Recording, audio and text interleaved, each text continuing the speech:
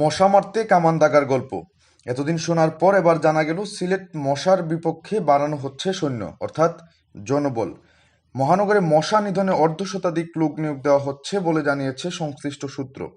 সিলেট মহানগরে কখনো fogger machine দিয়ে আবার কখনো স্প্রে মেশিন দিয়ে ছিটানো হচ্ছে মশার ঔষধ।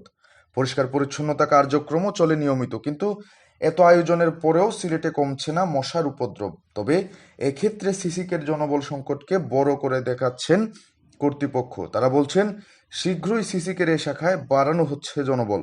গত সোমবার নগর ভবনে অনুষ্ঠিত এক বৈঠকে এ সিদ্ধান্ত নেওয়া হয়।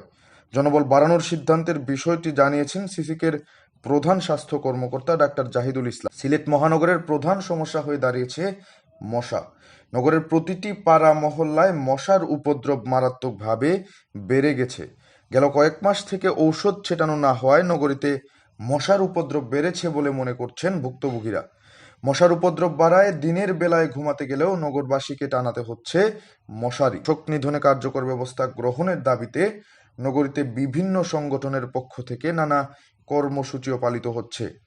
মশক নিধনে সিটি কর্পোরেশনও নিজেদের অসহায়ত্ব প্রকাশ করেছে।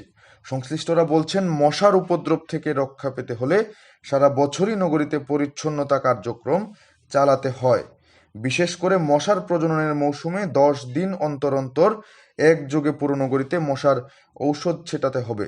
এভাবে 2 মাস ঔষধ ছেটানো গেলে মশার বংশবৃদ্ধি কমে আসবে। নগরবাসীও মশার যন্ত্রণা থেকে রেহাই পাবেন।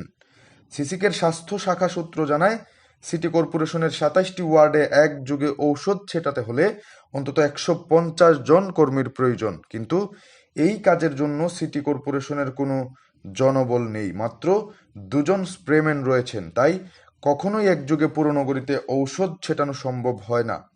এক এক ওয়ার্ড করে ঔষধ ছেটাতে গেলেও বাইরের দিনমজুরের উপরে ভরসা রাখতে হয়।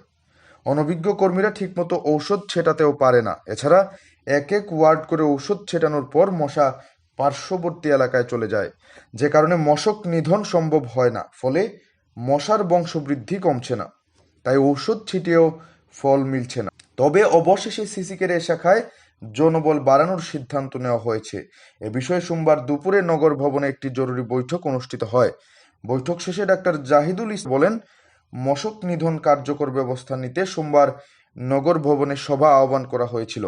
সভায় সবার সম্মতিক্রমে এ শাখায় 60 জনকে নিয়োগ দেওয়ার সিদ্ধান্ত গৃহীত হয়েছে। জনবল সংকটের কারণে একযোগে পুরো নগরে অভিযান করা যাচ্ছে না, ফলে ঔষধ ছিটিয়েও কাঙ্ক্ষিত ফল মিলছে না।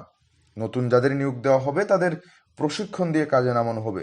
এরপর আশা করি নগরবাসী মশার যন্ত্রণা থেকে অনেকটা মুক্তি পাবেন।